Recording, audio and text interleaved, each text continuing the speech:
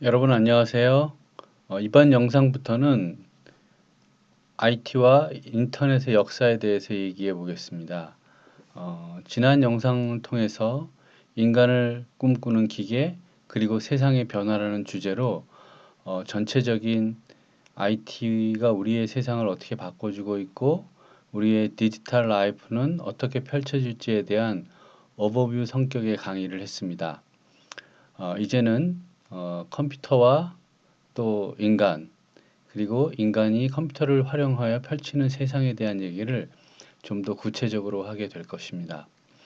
1장에서는 컴퓨터가 처음 만들어지고 그것이 산업으로 발전하기 시작한 미국의 1950년, 60년, 70년, 80년 그 한 40년간의 얘기를 하게 될 것이고요. 1장의 제목처럼 인간을 바라봐야 세상을 바꿀 수 있다. 인간과 어우러지는 기계. 아직 인간을 꿈꾸는 기계의 단계까지는 가지 못하죠. 인간과 어우러지는 기계에 대한 얘기, 그것이 바로 컴퓨터일 텐데요. 인간이 굉장히 강조되는 그런 얘기들이 나올 겁니다. 실제로 컴퓨터라는 기술에만 관점을 맞추는 것이 아니라 컴퓨터를 쓰는 사람들이 처해 있던 여러 환경들, 또 문화적 배경들, 어떻게 해서 개인용 컴퓨터가 나오게 되었고, 개인용 컴퓨터를 만든 사람들이 생각했던 세상의 변화는 어떤 것들이었는지, 그러한 일들 속에서 중요한 역할을 했던 여러 인물들에 대한 이야기를 함께 보도록 하겠습니다. 2010년 1월 28일에 스티브 잡스가 아이패드를 발표합니다. 스티브 잡스는 뭐 더 이상 설명이 필요 없을 정도로 유명한 애플 컴퓨터의 창업자이죠. 이 스티브 잡스가 아이패드를 2010년 1월 28일에 발표했는데요. 그날 사람들의 반응은 뭐 이게 뭐야? 그냥 화면만 커진 아이폰이잖아. 스티브 잡스도 한물 간 거 아닌가? 이런 반응이었습니다. 왜냐하면 2007년, 그로부터 한 3년 전쯤에 스티브 잡스가 아이폰을 발표했는데요. 이때는 정말 센세이셔널 했죠. 많은 사람들이 박수를 보냈고 환호를 했습니다. 그리고 3년이 지난 2010년 스티브 잡스가 다시 한번 혁신적인 제품을 발표하겠다고 하고 발표한 것이 아이패드였는데요. 이러한 반응이 있었던 거죠. 그런데 이게 발표가 1월 28일이었는데요. 한 5개월 후인 6월 달에 이제 아이패드가 실제로 판매되기 시작했는데, 네, 놀랍게도 엄청난 성공을 거두었습니다. 2010년 올해의 히트 상품이 되었죠. 이 당시에 처음 1월 28일 발표 때 혹평을 했던 기자들과 또 여러 컴퓨터 전문가들의 코가 납작해진 거예요. 그렇다면 스티브 잡스는 알았는데 전문가들이나 기자들은 알 수 없었던 것이 과연 무엇일까요? 스티브 잡스는 사람들이 아이패드라는 제품에 열광할 것이라는 것을 어떻게 확신할 수 있었을까요? 아이패드는 말 그대로 아이폰이 화면이 커진 그런 거라고 볼 수도 있거든요. 그럼 사람들은 화면이 커진 아이폰을 원하고 있었다는 거잖아요. 스티브 잡스는 그것을 어떻게 알았을까요? 그 가장 큰 핵심적인 키워드가 바로 인간입니다. 전문가들이나 기자들은 기술의 진보만 진보로 받아들였던 거예요. 어떤 기술이 더 쓰이고 어떻게 발전된 기술을 적용했는지에만 관심을 가졌던 거죠. 하지만 스티브 잡스의 관심은 좀 다른 곳에 있었습니다. 스티브 잡스의 관심은 사람들이 정말 원하는 것이 무엇인가에 있었던 거예요.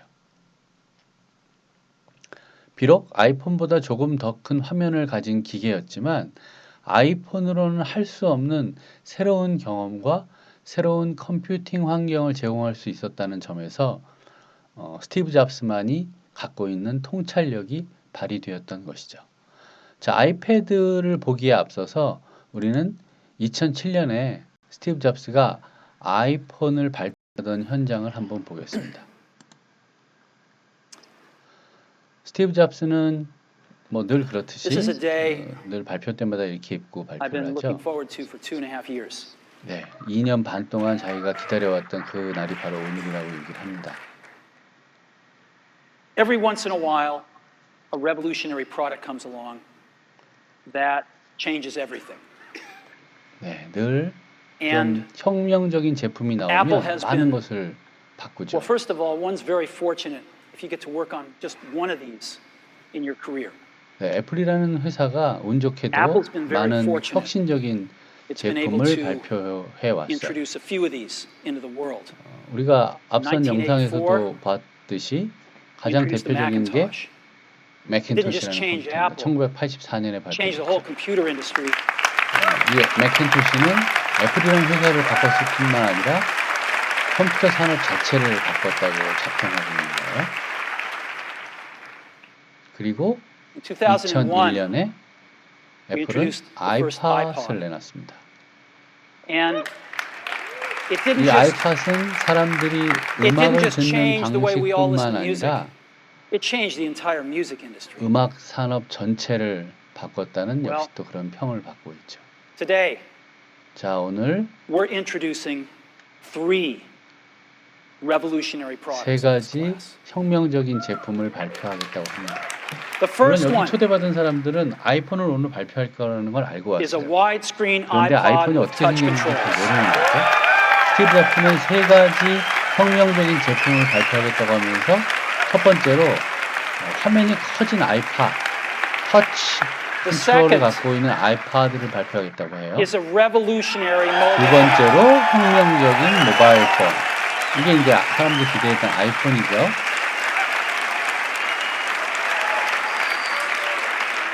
And the third 그리고 세 번째로 is a breakthrough internet communications 네, device. 굉장히 훌륭한 인터넷 커뮤니케이터. 이렇게 세 가지를 So, 오늘 발표하겠습니다라고 Three 얘기합니다. things. 세 가지. A widescreen iPod with touch 화면이 커진 controls, 아이팟, a revolutionary mobile 네, phone, and a 혁신적인 모바일 breakthrough 폰, internet 그리고 communications 인터넷 device. 커뮤니케이터. An iPod, 네, a phone, 세 가지를 발표하겠다고 해놓고 and an internet 이 세 communicator. 가지 아이콘을 이렇게 An 돌리면서 iPod. 뭔가 느낌이 A 달라지죠. phone. 네, 이제 사람들이 Are you 알아차렸습니다. getting it? 알겠습니까? 라고 묻죠. 바로 These are not three separate 이 세 devices. 개는 This is 서로 one 다른 기계가 device. 아니라 이것이 바로 하나. 바로 이것이 And we are calling it 아이폰이라는 얘기가 되겠죠. iPhone. 네, 이것을 아이폰이라고 Today, 부르겠습니다. Today, Apple is going to reinvent 오늘 the phone. 애플은 폰을 새로 Here it is. 발명합니다.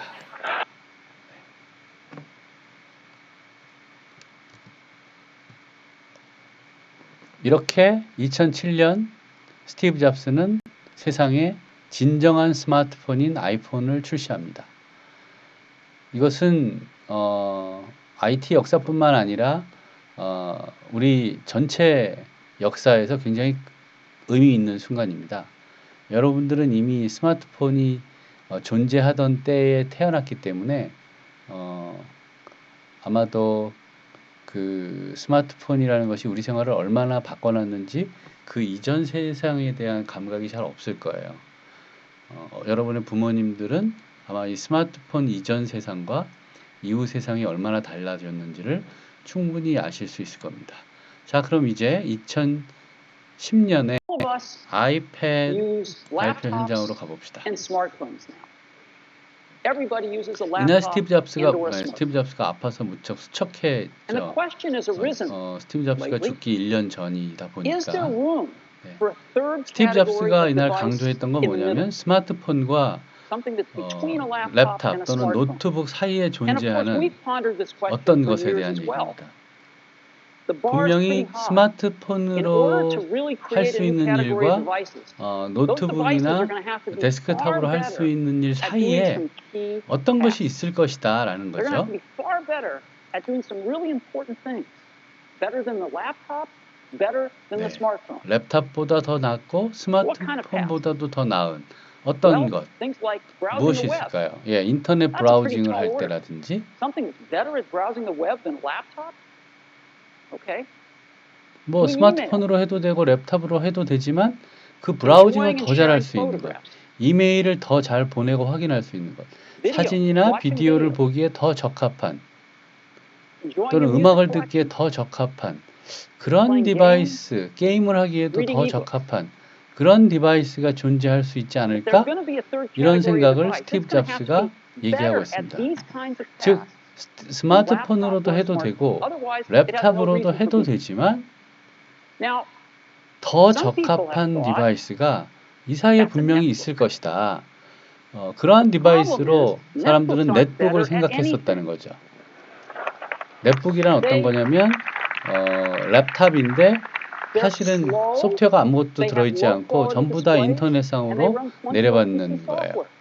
근데 이 So 넷북이 they're not 실패한 better 이유가 than a 뭐냐면 너무 laptop at anything. 느리고 They're just cheaper. 디스플레이의 cheap 퀄리티가 좀 laptops. 떨어지고 And we don't 소프트웨어 쓸 수 있는 think they're a 소프트웨어에도 third 한계가 category 있었어요. device. 그래서 결국 But 넷북은 we think we've got 실패로 something 끝났다라고 that 스티브 is. 잡스는 규정하고 있고요. And we'd like to 그와 share it 다른 with you today. 새로운 종류의 디바이스가 이 자리에 와야 We call it 된다라고 스티브 잡스가 the 얘기하고 있죠. 그것이 바로 아이패드다라고 스티브 잡스는 얘기하고 있습니다.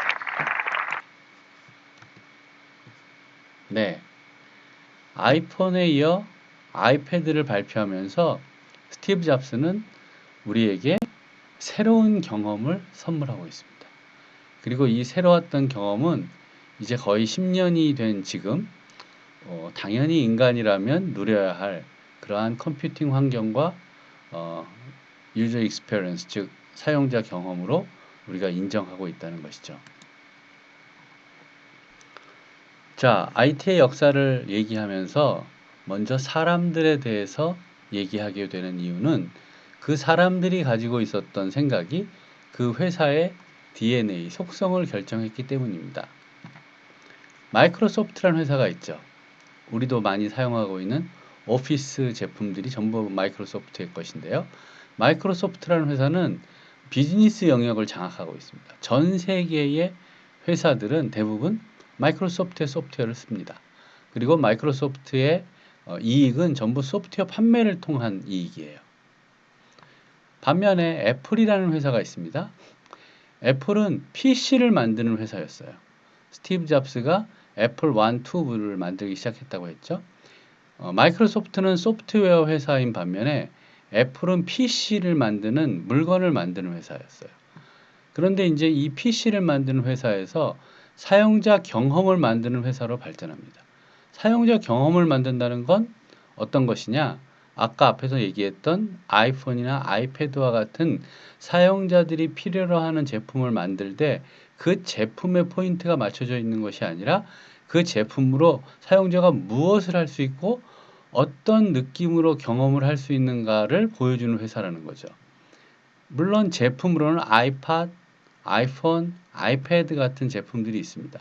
결국 유저는 이러한 제품들을 사는 것이지만 이 제품을 사는 이유는 뭐냐면 새로운 사용자 경험을 산다는 느낌으로 그 제품들을 산다는 거죠. 이런 점에서 마이크로소프트와 애플은 전혀 다른 회사라고 할 수 있고요. 그 다음에 세 번째 회사가 구글입니다. 마이크로소프트나 애플보다는 훨씬 뒤에 탄생한 회사이지만 사실상 지금 현재 전 세계를 거의 장악하고 있는 회사라고 할 수 있겠죠. 인터넷 검색을 기반으로 세상의 모든 데이터를 지배하는 회사가 되었습니다. 그렇다면 마이크로소프트는 소프트웨어를 팔아서 돈을 벌고 애플은 PC나 아이팟, 아이폰, 아이패드와 같은 디바이스를 팔아서 돈을 번다면 과연 구글의 수익 창출 모델은 무엇일까요? 지금은 좀 많이 다양해졌지만 초기 구글의 수익 창출 모델은 놀랍게도 광고였습니다. 구글의 90%, 거의 99%의 수익은 전부 광고, 검색을 통한 광고로부터 창출되었던 것이죠. 따라서 마이크로소프트, 애플, 구글이라는 이 세 개의 회사는 전혀 다른 형태의 특성을 가지고 있는 회사로서 전 세계 IT를 지배하고 있는 회사가 되었다는 겁니다. PC 혁명부터 저희가 IT의 진정한 혁명의 시작이라고 봅니다. 이 PC 혁명은 사실 새로운 철학과 함께 시작되었다고 합니다. 네, 또 철학에 대한 얘기를 또 하게 되죠. 1980년대 초를 PC 혁명의 시작으로 봅니다. 이제 애플의 퍼스널 컴퓨터들 그리고 IBM이 곧이어서 IBM PC라는 걸 만들었다고 했죠. 이런 것들이 이제 같이 경쟁하는 그 시대가 이제 1980년대인데요. 그 1980년대 초반부터 PC 혁명이 시작이 되었던 겁니다. 그 당시에 컴퓨터 업계는 일단 동부로부터 시작합니다. 미국은 나라가 크죠. 동부와 서부로 거의 나눠진다고 볼 수 있겠는데요. 컴퓨터 산업이 처음 시작된 것은 당연히 미국의 동부였습니다. IBM, 왕, 마이크로 컴퓨터와 같은 그런 회사들이 컴퓨터 산업을 지배하고 있었죠. 이 동부의 강자들의 도전장을 낸 회사들이 미국 서부에 있었던 애플이나 텐덤과 같은 작은 회사들이었습니다. 결과적으로 승리는 서부가 합니다. 우리 기억 속에 남아있는 회사도 애플이잖아요. 그럼 어떤 것이 이 서부의 승리가 가능하도록 했는가? 그 원인은 컴퓨터 아키텍트, 즉 컴퓨터 구조의 철학에 대한 차이였다는 거죠. 동부는 카르테시안 뉴토니안 패러다임, 이거는 유명한 철학자인 데카르트와 뉴턴의 이름에서 온 겁니다. 데카르트와 뉴턴 철학에 기반을 둔 계층적 논리. 좀 어려운 얘기인데요. 쉽게 얘기하면 컴퓨터의 구조라 함은 이렇게 생긴 거야 라고 딱 규정한 그 규정된 컴퓨터 구조에 입각하여 컴퓨터를 만들었고, 이 컴퓨터는 굉장히 대량 계산을 위한 것이나 또는 굉장히 시간이 오래 걸리는 계산을 처리해주는 그러한 기계로서의 컴퓨터.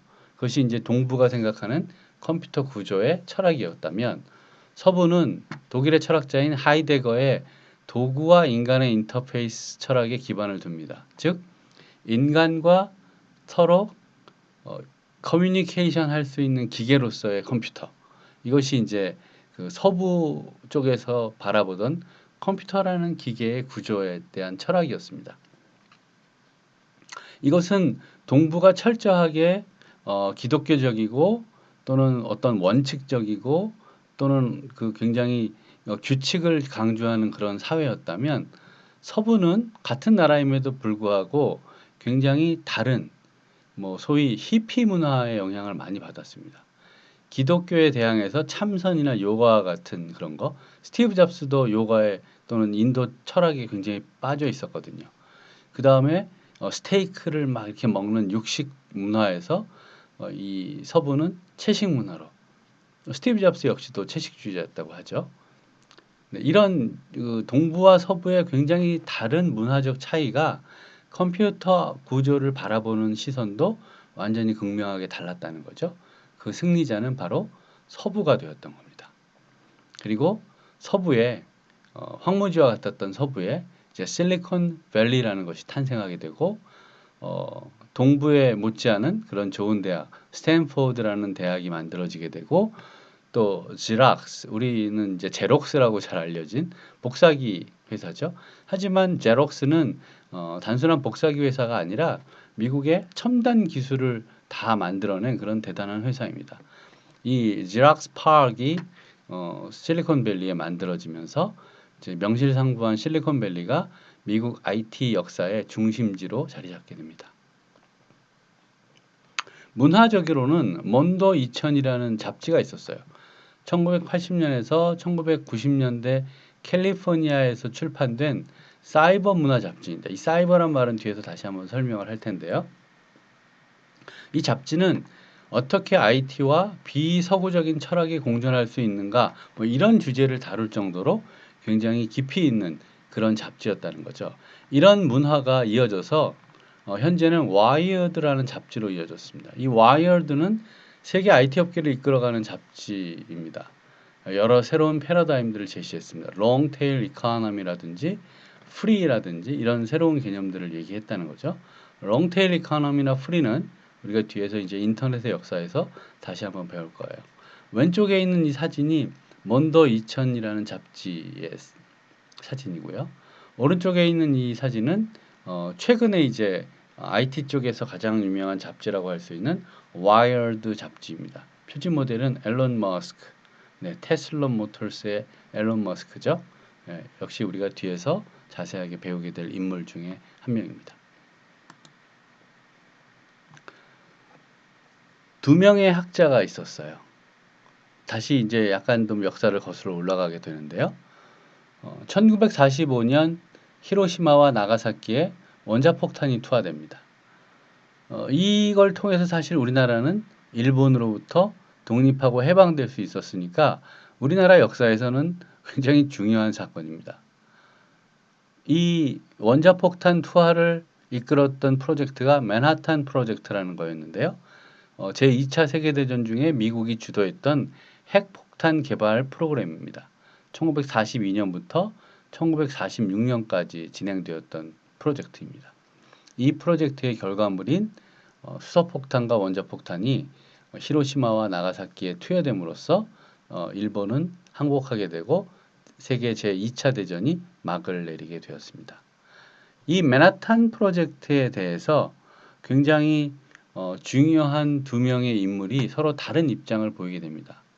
노버트 위너라는 과학자는 맨하탄 프로젝트를 통한 결과물, 둘 다 참여했던 사람들인데요. 그 결과물인 이 원자폭탄이 폭발함으로써 거의 뭐 엄청나게 많은 사람이 죽고 그 방사능에 노출이 되어서 고생하는 것을 보면서 굉장히 큰 후회를 하게 됩니다. 과학이 삶에서 인간적인 요소를 줄이기 위해 온갖 노력을 다하는 것 같다라는 말을 남기고 이 프로젝트로부터 떠납니다. 그리고 이러한 연구, 이제 더 이상 이렇게 인간을 파괴하는 연구가 아닌 다른 연구에 집중하게 됩니다. 반면에 존 폰 노이만이라는 사람, 우리가 앞에 영상에서 컴퓨터를 처음 만든 사람들 중에 한 사람으로 있었죠. 천재이기도 했고 이 사람이 고안했던 그런 그 스토어드 프로그램 컴퓨터 구조가 지금도 우리가 쓰고 있는 그런 구조라는 말을 했습니다. 노버트 위너와 달리 존 폰 노이만은 이 원자폭탄이 투여돼서 적대국들을 전부 항복시키고 미국이 전 세계를 지배하는 그런 강대국이 되는 모습을 보면서 굉장히 보람을 느꼈던 거예요. 미국은 더욱 강력한 무장을 해야 한다. 우리가 먼저 소련에 수소폭탄을 투하해서 소련의 수소폭탄 개발을 사전에 막아야 한다라고 얘기할 정도의 강성이었습니다. 이 사람이 이제 존 폰 노이만이고 이 오른쪽에 있는 분이 노버트 위너입니다. 이 두 명의 천재 과학자들은 맨하탄 프로젝트라는 것의 결과물이었던 히로시마와 나가사키에 투여된 원자폭탄을 바라보면서 크게 다른 그런 길을 가게 됩니다. 그래서 두 명의 학자, 두 개의 물줄기라는 표현을 썼는데요.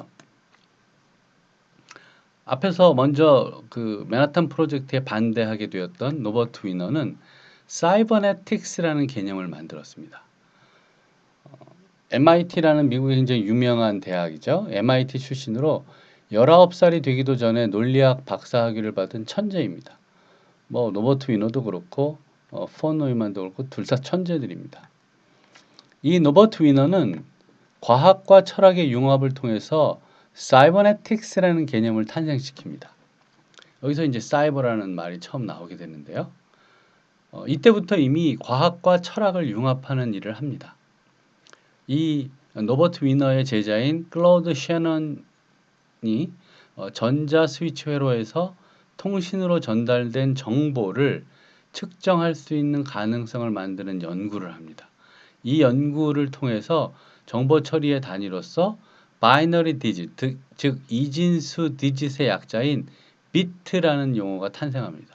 지금 우리가 쓰고 있는 컴퓨터에서 없어서는 절대 안 될 그런 개념이 바로 비트의 개념인데요. 무려 1942년에 클라우드 셰넌이 비트라는 개념을 탄생시키는 겁니다.